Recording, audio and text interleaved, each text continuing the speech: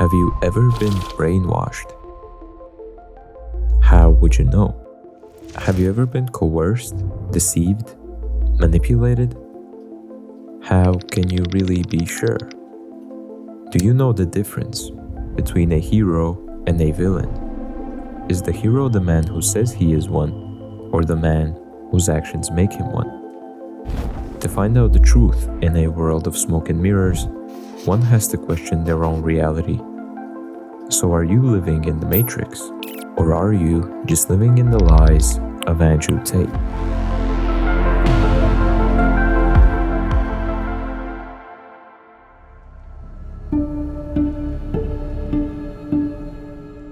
My dad was the most savage man in the universe. I once contemplated killing him. Only a grandchild named after him calmed his nerves before he finally died. These are the words of Andrew Tate's father, Emory Tate Jr. Emory wasn't much of a family man. Andrew's mother divorced him because he was absent from her and the children's lives most of the time. Andrew has said previously that as a child, he only got to meet his father no more than a couple times a year because he was too busy and thought spending time with his children was a waste of time. Though being described as an exceptionally smart man, Emory was no saint, often being hostile to his wife, a ladies' man, extremely strict with his children, and having a gambling problem, among other things. Despite all of his flaws, the Tate brothers call him the best father they could have ever asked for, and even belittled their mother publicly for leaving Emory, as they specifically credit his values for making them the men they are today. But while that's their stance today, it's no secret that the absence of a father can leave lifelong scars on the mind of any child. So as much as the brothers try to praise their father, the dark side of him still lives on inside of them. And with their greed and newly found fame, it only gets amplified, corrupted, and exposed to more and more people.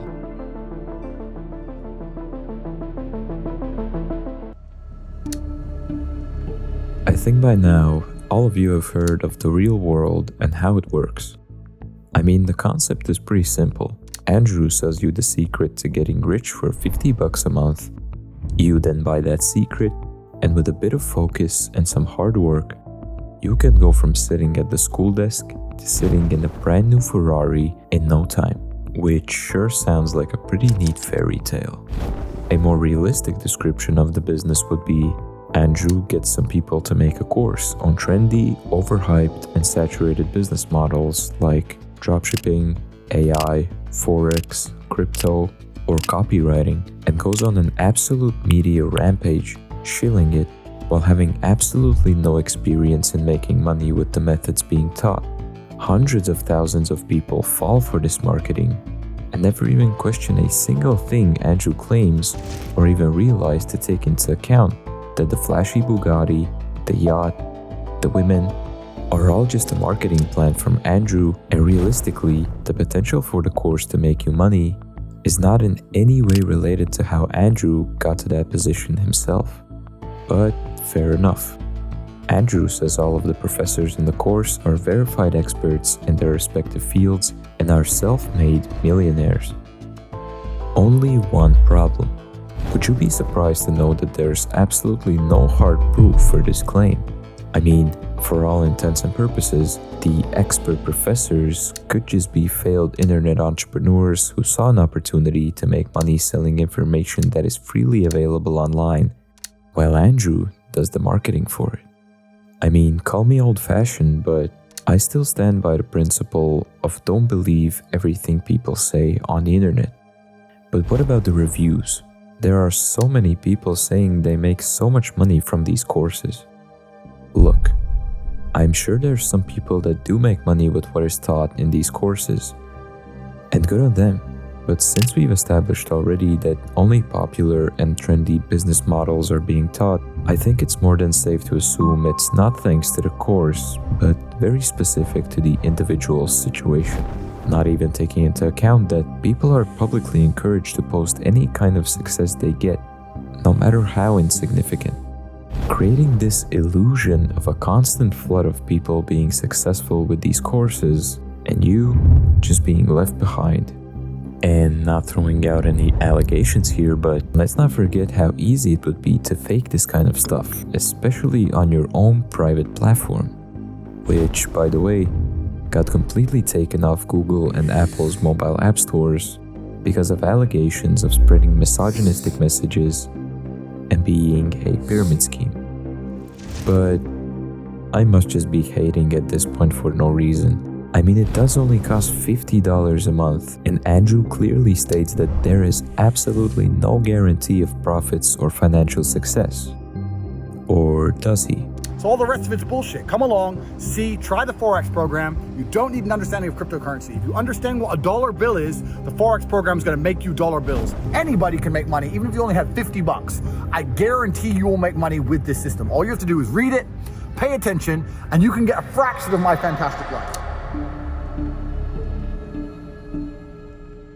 I distinctly remember the summer of 2022 when I was scrolling my life away on TikTok, and one after the other, clips of this one bald guy going on rants and flexing his cars kept popping up. And I thought to myself, why is he wearing sunglasses indoors all the time?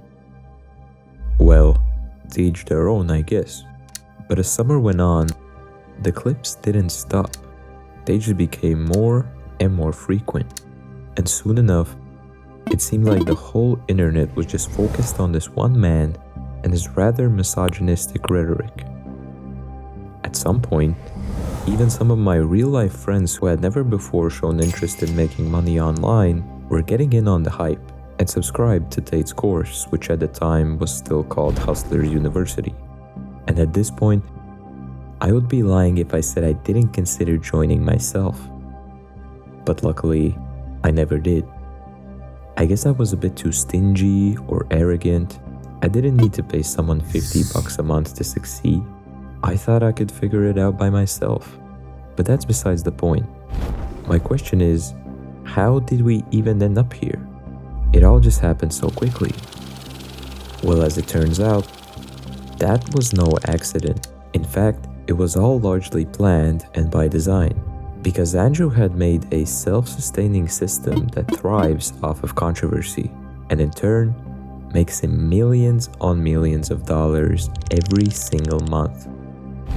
And the system was honestly very simple, but incredibly effective. Essentially, all Andrew had to do is go off on unhinged rants on popular podcasts, and the rest would be handled by his quote-unquote students. You see, they would cut up these clips and put them on short-form social media platforms, as well as having an affiliate link for Tate's course in their bios, in hopes of making money from all the hype surrounding it. And so once the new recruits joined the program, what do you think they did? The exact same thing. And it's just starting to look like a certain scheme you might recognize. Well, I should clarify that it wasn't actually your classic pyramid scheme, because unlike a regular pyramid where the people at the top get rewarded infinitely for their recruitments, Andrew's program only paid you for the first level, like a regular affiliate program. And so if it's not a pyramid scheme and rather just a regular affiliate program, then there's no problem, you might say. Well, not so fast. Because the problem of a pyramid scheme does not lie in the structure alone. I mean, if you've ever heard of multi-level marketing companies like Amway, Herbalife, or Avon, you already know that the pyramid scheme can be pulled off legally, very unethically, but still legally. Now, what saves these companies from becoming full-on illegal pyramid schemes is the product that they attach to the scheme. For example, essential oils, household, or hygiene products. But now, what about Tate's program? What is the product there? Well, you might say that all the campuses inside a program are obviously the product, because that's what he's selling, right? But how exactly do you attach value to a video of someone saying stuff? I mean, it's literally just words being said in a video. It's very hard to objectively evaluate something like that. And the fact still remains that the only way the course can guarantee you income is if you become an affiliate. So while not your classic illegal pyramid scheme, it's definitely a bit up for interpretation. And let's not even get into the intentional involvement of minors in the scheme, because it is repeatedly advertised that literal kids are making thousands of dollars inside of this program. I have people inside of Hustles University. You just said I conquered TikTok, right? There's a guy inside of Hustles University who is 16 and he's making 45,000 pounds a month. We were just talking the other day, you had a 13-year-old. Yeah. Like, he's making more money than his teachers. Unheard of, bro. Or the other guy we were talking about, like, he was behind on his rent. He joined the real world for $49, by the way. And now he's like, So which age demographic is this marketing aimed at? You tell me.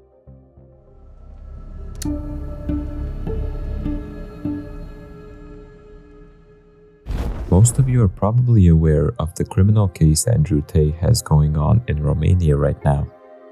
After all, it played a huge part in his virality and played perfectly into his Matrix is after me and anti-establishment marketing. So let's first take a look at what he's actually being charged with. So what are you charged with? That's a really good question. I'm charged with being the head of an organized criminal group, which is in charge of recruiting girls to make TikTok videos to steal the money from the TikTok views. So there's no, just to be clear, you are not accused of pandering, of pimping, of No. forcing women to have sex with anybody. No, not forcing them to have sex, not restraining their movement, not stopping them from living a full life, but the fact that we are somehow convincing them to have TikTok. Very Well, interesting. That sure makes it sound like a completely fabricated case designed purely to damage the Tate brand. But let's not forget, Andrew will lie and try to manipulate the narrative no matter how ridiculous it might sound, especially since he's contradicting himself in almost every public appearance. Luckily, the case is available publicly to anyone who requests it from the Romanian court. So why don't we take a look ourselves? Obviously, the case is originally in Romanian and minor translation discrepancies are possible. So what Andrew is actually being charged with is forming an organized criminal group, human trafficking, and rape. And just for context, his brother Tristan is being charged with forming an organized criminal group, human trafficking, and instigation to assault or other acts of violence, with more charges as well as cases being stacked later on. So much for helping friends on TikTok, I guess. You may recall that Andrew has publicly said that he stopped running the webcam business many years ago. Yeah, it's very interesting. But there was a webcam company, and I've talked about it at length on many different podcasts. I had a business. Many girls on there were perfectly fully clothed and would paint pictures or sing and dance and laugh. I've talked about this at length. I've had nothing to do with it for 10 or 11 years, and nobody was ever hurt. Well, in fact, he himself has said on video that he was doing webcam even in 2020, not even mentioning that the case presents evidence for him running the business right up until he was arrested at the end of 2022. Andrew has also repeatedly said that there are no victims because nobody's come forward publicly. Number one enemy of the state, Piers. Look what they've done to me. What have they put me in jail for? At the beginning of this garbage, people were sitting there thinking, maybe he's a human trafficker. It's been a year. Who? Show me a picture. Show me a video. Who's even a victim? There's And this is yet again just a desperate attempt of manipulating his impressionable audience. Because, for those of you who don't know, in these kinds of cases, victims are purposefully kept out of public view to prevent harassment and intimidation, which is exactly why names are redacted in the case files as well. And Andrew knows and understands this very well. But that didn't stop Andrew's legal team from accidentally leaking the identities of a couple of victims to the public, which led to them being harassed by Tate fans. Meanwhile, Tristan Tate is crying on Twitter, complaining that the same exact thing is happening to their mother. Which I don't condone in any way, but I'm sure you can see the irony. Andrew has said multiple times that the victims presented in the case are not actually victims, and all of them are really just saying he's a great guy. There's even the video of the two women from the case saying they are not victims. I've never seen any of them being aggressive or rude. They've always respected people. Alright, so I guess Romania is really going after Tate, even forcing the girls to be victims in this case against their own will. Well, there's just a few little problems with this situation. For one, if the police find any evidence or wrongdoing to the women, they will be considered victims until proven otherwise, because in these kinds of cases, it's common that women get threatened and blackmailed into making favorable statements for the abuser. And who would have guessed it? The self-proclaimed smartest man alive, Andrew Tate, failed to muster up enough brain cells to realize that his phone calls in jail are obviously being recorded, and was verifiably caught instructing these two women on what to say about him to make him look good in the public eye. Furthermore, these women both have been stamped with the infamous tattoos that the Tates make their girls get, saying things like Tate's girl and property of Tate, which by the way is a classic practice in human trafficking, because just like Tate says in public as well as privately, the women are just property and assets to make money for him and to serve him forever. Another woman you might have seen online defending Andrew is this girl. If you don't live under a rock, then I'm pretty sure you know that Andrew Tate has been arrested for human trafficking and rape, which is absolutely absurd, simply for the reasons that it's absolutely false. He is not a human trafficker. He would never anybody, and he would certainly never ever human traffic. Her name is Vivian. She's Andrew's ex-girlfriend, and the girl he's been seen with in videos like this. I said, tell the camera, I beat you when you don't do as I say. I didn't say the word listen. Did I say the word listen? Did I say the word listen? Did I say listen? Did I say listen? No. Look at the camera. Did I say listen? No. Did I say Did I say it? No. Did I say it? Vivian has made responses online since, defending Andrew and saying this was all consensual and she wanted him to abuse her. Very unfortunate to a guy who's accused of abuse and human trafficking, but if it really was consensual, then there's no foul play here. But there still is a pretty important piece of the puzzle missing for this relationship. So Vivian's been with me 6 years. She's completely head over heels in love with me. She wants kids with me, everything. And we met and we fell, whatever, we're in love. Because Vivian's younger. Melissa's like 28, Vivian's like 21. That's right. Andrew himself just said that his girlfriend of 6 years is 21, meaning he's been together with her since she was just 15 years old. His words, not mine. Mind you, Andrew himself would have been about 26 years old when they met. And I'll just leave it up to you to judge how objective a woman can be in this case when since 15 she's been with a misogynistic man who controls and manipulates his girlfriends and treats them like his property. Almost starting to remind me of that one guy who had a famous island. I think his name might have been Jeff or something.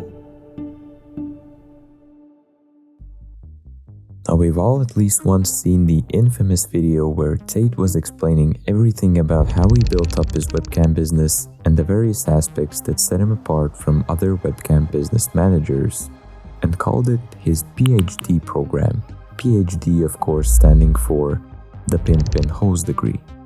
PhD program, that's right. You want to talk a little bit about that? So yeah, on CorporateTate.com I have my PhD program, and that is PhD is a Pimp and Hose degree that I'm Clever. And Clever. That teaches basically how I got girls, how I met girls, how I got girls to like me, how I got girls to fall in love with me to work on webcam for me. So what really was the factor that set Andrew's business apart from all the other webcam businesses? Well, maybe the fact that he was defrauding his employees, evading taxes, and by his own explanation, running a human trafficking operation had a little something to do with it. Andrew literally explained on video how he makes the women believe he's in love with them and flies them out to Romania to work in the adult industry. On his old website, he even brags about none of the girls being in the adult industry before he lied and persuaded them. Once the women arrive in Romania, they're put inside one of Tate's houses with other girls. There will be one or more girls who will teach the new girls what to do, how to get popular, and how to start making money. One of the ways for them to do this was through TikTok, posting racy videos and so-called thirst traps to gain a social media following and funneling all of that into their paid OnlyFans pages. Before OnlyFans, they organized webcamming on different sites, preferring the ones which pay out in Bitcoin so they could evade taxes. Getting money out of these sites into your bank without paying a shitload of tax is actually very difficult. And that was going to be about an hour segment of this fucking thing. But we don't need to do that anymore because in the last 6 months, Chatterbait have released a Bitcoin option. So they'll pay you in Bitcoin. So if your girl on there working, let's say you generate $3,000, $4,000, bang, you get Bitcoin into your wallet.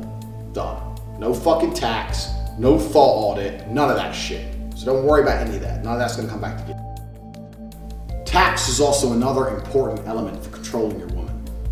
You're not going to pay anybody tax because you're getting paid in Bitcoin. So you don't need to pay tax to anybody. But you need to tell your girl that you're paying the tax. Because girls are lazy, and girls are stupid, and girls don't understand how taxes work. Now, this is just my personal speculation, but I believe that once they transitioned to OnlyFans and couldn't just hide the money with Bitcoin, they had to find a different way to launder the money, which I think is why they opened the casinos in Romania that they have mentioned in the past. But most of you might be confused by this information. I mean, Andrew has stated publicly that he does not condone promiscuity and girls doing OnlyFans. Is OnlyFans a good way to make a living? That's a complicated question. I can't sit here and promote women doing OnlyFans. I don't think there's anything actually intrinsically wrong with it. I think it's supply and demand. I think that if you have a product that men want, let them buy it. I think that the world is changing more digitized anyway. Everything's digital. Your friends are digital, your business is digital, so you may as well have your girlfriend digital. That's just how life is for a lot of men. But to sit here and encourage women to do it would be semi-degenerate. Yes, the same guy who said he closed down his innocent webcam business 10 years ago and doesn't endorse girls doing it, was running it right up until he was arrested himself. This is a little less known fact, but he even had a whole course on it. Welcome to OnlyFans Fortunes. My name is Andrew Tate. If you don't know who I am, I'll give you a very quick introduction. I'm a kickboxing world champion, multi-millionaire who had a webcam company for a very long time. I had girls who were working for me on webcam. And I also have an OnlyFans business. For the last 2 to 3 years, I've been making money on OnlyFans from its inception all the way up till now. Sometimes, they would even create OnlyFans accounts for the girls without their knowledge, so they could take all the money for themselves. The girls were not allowed to leave the house they were assigned to. The only way they could is if Andrew or Tristan allowed them to, and only if one of them or their associates goes with the girls. They had complete control over the movement of the girls. They controlled who they were allowed to meet, who they talked to, how long they worked. A lot of them were so brainwashed by the Tate brothers that, as mentioned before, they have been tattooed as to certify them as property of the Tates. More than 30 different girls, according to leaked war room messages where they literally brag about it. If a girl ever did something that's not allowed or misbehaved, one of the brothers or their assistants would verbally and physically assault them. The girls would not have access to their financial information either.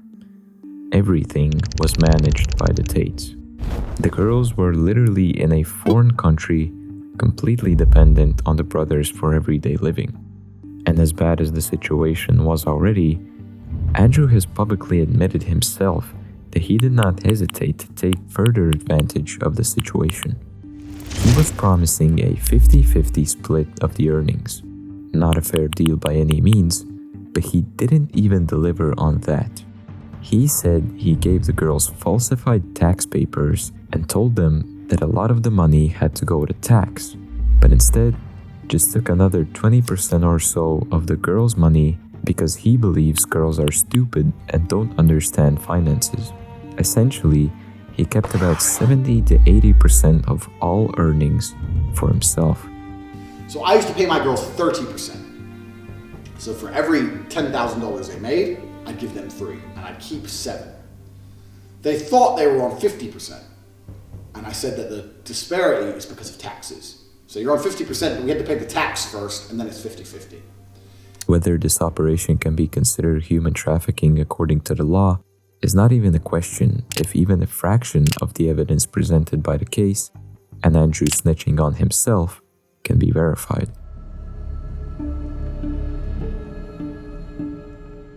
While the case provides a ton of evidence for the alleged crimes of the Tates, it also reveals their disgusting and degenerate nature that they always try to hide from the public. In his videos, Andrew will go and criticize Western women for being overly promiscuous and call them names, but the private messages found in the case files paint the Tates in quite a different light. All of the lies about them always being respectful to everyone, especially women and staff, completely flies out the window. All of the preceding messages are taken directly from the official case evidence files and are confirmed to be legitimate. Primarily, I'm going to work these bitches like slaves. I'm going to take their and make them work more hours and hours and hours. Work like slaves, minimum 10 or 12 hours a day. A situation in 2021 occurred when a girl seemingly wanted to leave the house where the girls are usually kept, leading to Tristan instructing his assistants Georgiana and Luana on how to handle the situation. Be careful. I know how to handle this at least. The move now is the following. Okay. Both of you kick her out of the house. Hit her if necessary. I don't care. Don't let her take her things. Thank you. Okay. When you kick her out, keep her things in Georgiana's car so you can't give them to her if she comes back later. Kick her out with nothing. Georgiana, you've seen me do this 10 times before. Go do it now, both of you. We'll take care of it. This sounds pretty bad for Tristan and his lies about being a very respectful and honorable man. But as you may have guessed, Andrew is obviously no better. You'll obey because that's how you get my attention and love. And punishment comes from love. How would you punish me? Your whole life is to swallow sperm, be punished, and do whatever I ask you to do. You can trust me 10,000% either way. I'll trust you with my businesses, which are actually illegal. Don't worry. It's not that I don't trust you. It's about that I don't feel comfortable. You're my wife for life, which means you'll be the source of my entertainment. I don't want you to sleep with other girls. I'm very jealous, and this will make me hate you. Shut up, whore. You will do as I say. So you're going to sleep with other girls? You're starting to understand that your purpose in my life is to be my horny slave. You have no mercy. Top cheat. These are just some of the messages I picked out, but there's almost 300 full pages of different messages of the Tates and their accomplices engaging in criminal activity, as well as instructing and participating in various degenerate and violent acts, which most people would find absolutely repulsing and disgusting. And these are just the public case files, with most of the evidence still not being processed and not being available to the public. But even from these few examples, I'm sure the facade of the Tates being respectful, stoic, and pretending they're not misogynistic is now rightfully destroyed. People always used to say that Andrew is just playing a character online, and in reality, he's a very good and respectful guy. But to me at least, it looks like behind the scenes, he's much worse than anyone could have even imagined. I think it's fair to assume that the main question on everyone's minds for the past 2 years, and especially after what I've just told you, is did he really do it? Sadly, as far as the case goes, there still is no definitive answer, and we'll have to wait for the trial and verdict to be sure. As they always say, innocent until proven guilty. But if you want my unprofessional opinion, I believe there's no way they didn't do the things they're accused of. And can you really blame me? The evidence seems very sufficient, and with all of the self-snitching that they've done in the past, I would be very surprised if they do not receive any jail time in Romania, let alone be deemed innocent. And mind you, this video is only scratching the surface. There are more recent case documents which accuse the Tates of money laundering, bribery, influencing statements, and even the prostitution in a minor, and whatever the hell is going on inside the war room. In total, at the moment there's 2 cases in Romania as well as 2 in the UK regarding much of the same crimes, and it already has been confirmed that the Tates will have to face the courts in the UK as soon as Romania is done with them. The crimes, abuse, and lies with these people are like an endless pit. The story they tell online is changing almost every time they tell it. So I encourage anyone who would like to follow the situation further and in greater detail to head to some of the resources I have linked down below of people who are following the situation and provide actual proof instead of just lying like Andrew and Tristan do. I know I always end these videos with showing the positive side of these people, but this time, I'm really struggling to justify even doing it. So for all the Tate fanboys who still believe these people are a force of good in the world, let me ask you this. Have you ever been brainwashed? How would you know? Good luck out there.